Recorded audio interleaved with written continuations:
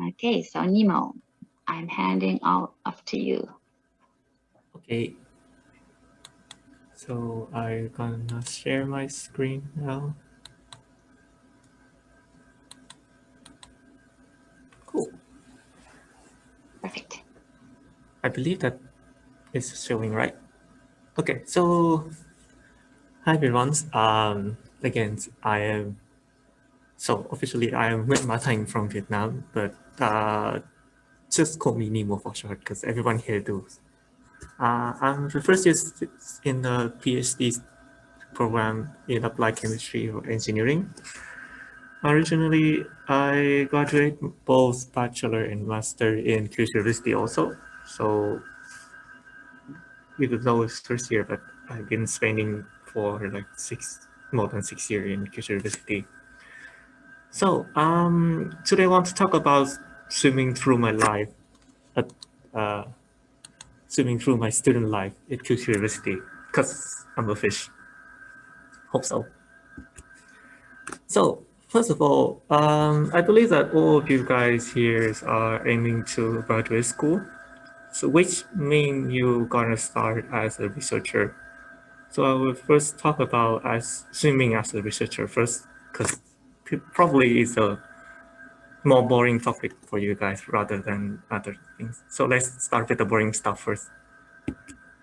In general, introduction for my research, I would like to talk about OLED first.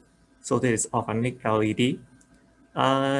You probably see it all over your days right now, like your phones, your TVs, or your even in front of what the things you are using right now to having this Zoom meeting. So, and it is being expected to even rising more in the futures. Uh, so historically, it was developed from since 1987, but in 2040, we already have the fourth generation in here, Kyushu University. But in fact, what you are using right now probably is just a Gen 2. Excuse me, if I use this? Probably is around here. And that's why I would say currently the OLEDs that you guys using at the moment quite not sufficiently efficient. And therefore our targets, which actually have been established in the past, are having like full 100% efficiencies. Just imagine like 4 times higher than what you are currently using. Might be meaning that your battery life can handle like 4 days rather than only 1 day. So in that kind of spirit, our lab in Center of Organic Photonic and Electronics Research, Opera, as shortly and quite musically, we trying to develop like stable and highly efficient OLED, blue OLED, stable blue OLED. This is one of our very recent blue OLED being published. Efficient green OLED. This, I believe, is one of the first demonstrated OLED in Kyushu University. And efficient red and near infrared OLED. So something for your red device or even your sensors, NIR sensors, stuff like that. So our teams are actually from all over the world, as you can see from quick kind of like a very interesting board. There's because we have do a lot of collaborations and also a lot of connections. So a lot of teams from the Europe, many teams, yes, especially from the Asians, China's, other countries, Korean, also, and there's also Australia also, which is having a lot of collaboration with us in the recent years.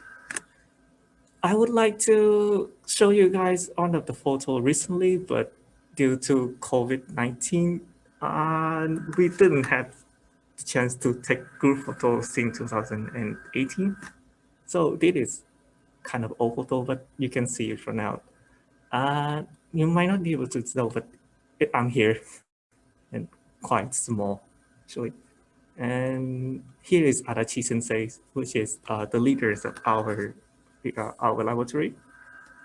And you see all the faces from even from French, and I believe there's some Chinese student here also, but unfortunately he's already graduated because it is 4 years ago. But yes, let's move on. So next I will talk about like what I learned from my lab opera. In operas, the spirit is combining between organic chemistries and physics. So I was able to learn how to do material synthesizes, organic chemistry stuff, doing this and this, and device fabrications, making very specific pixels physics stuff. And so it kind of like a traditional in our lab where a chemist and a physicist working together, or you be both chemist and physicist.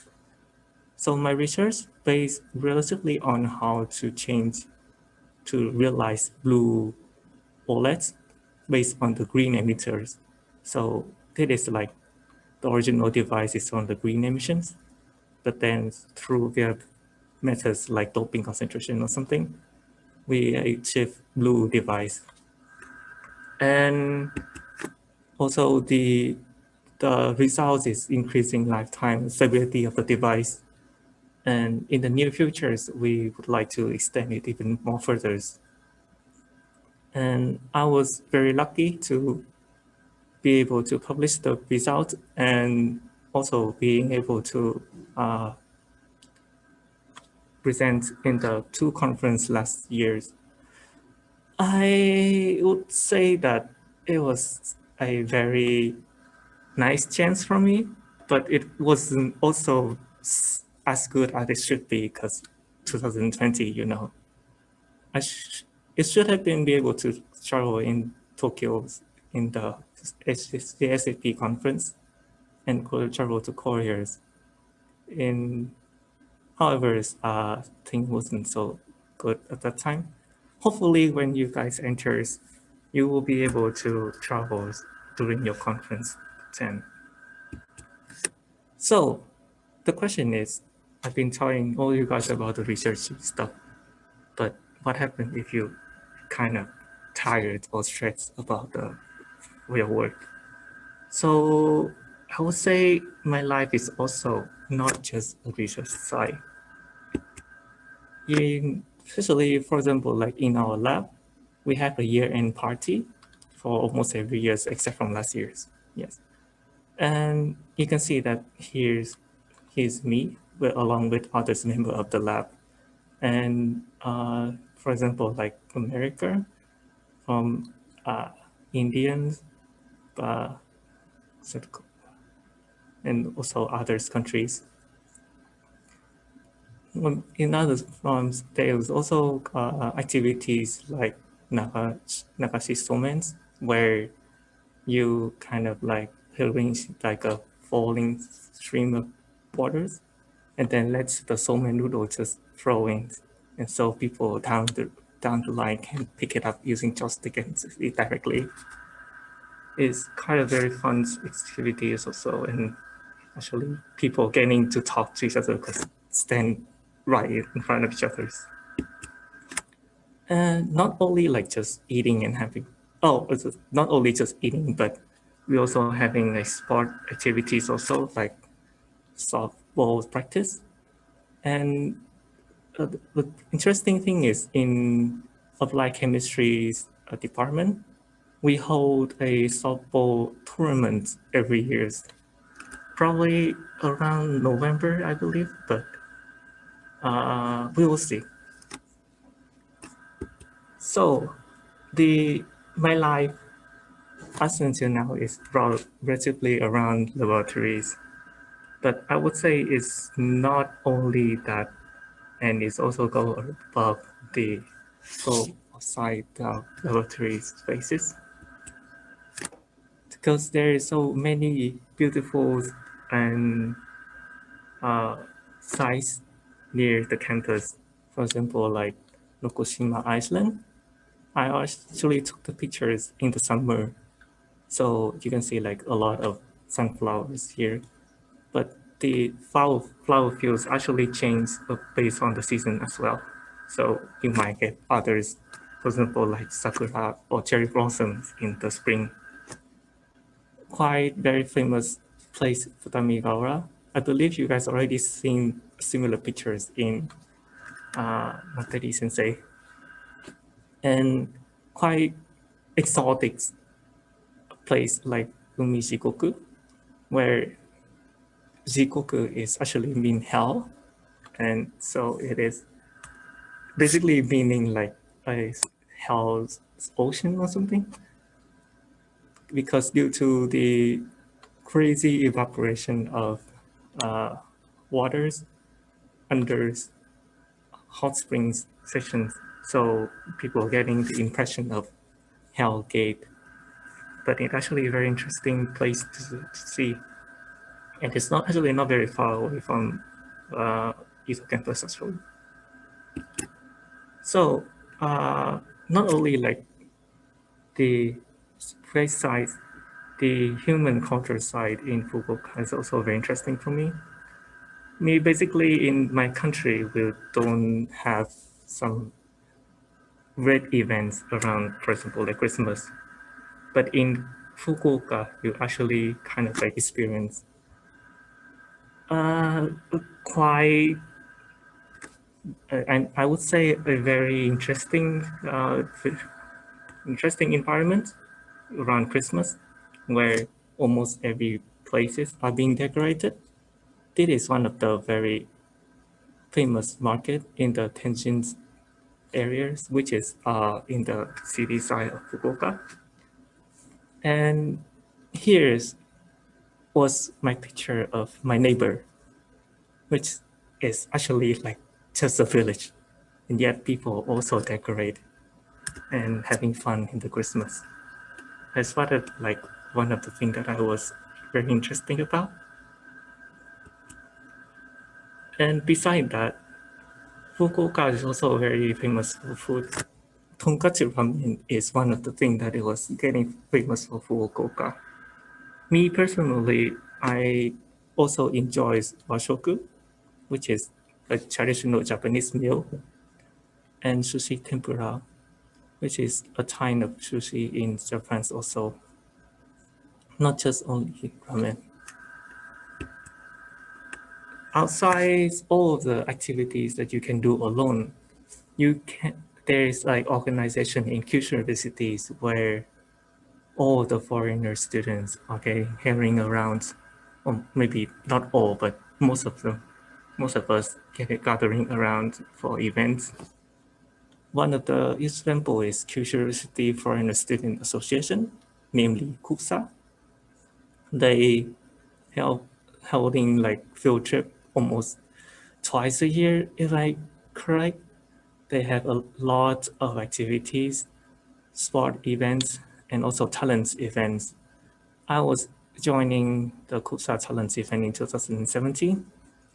Unfortunately, I didn't win at the time. Kind of sad, but well, people are very talented. So, but I did have a lot of great time during the events. So, in summary, there was or have been, and probably 2 more years of my swimming life in Kyushu University. I kind of having both of the extra activities coming from my lab, out of my lab, and also from the organization around Kyushu Universities. I had a lot of fun times and memories. Also learned about new cultures, trying new things. But beside that, the research side in Coperas or applied chemistry in Kyushu University also gave me a lot of chance to learn cutting-edge technologies and even expanding my personal connections. So that's all from me today, and thank you so much for listening. And also, please keep swimming. Great. Thank you very much. Thumbs up from my side here. Thank you.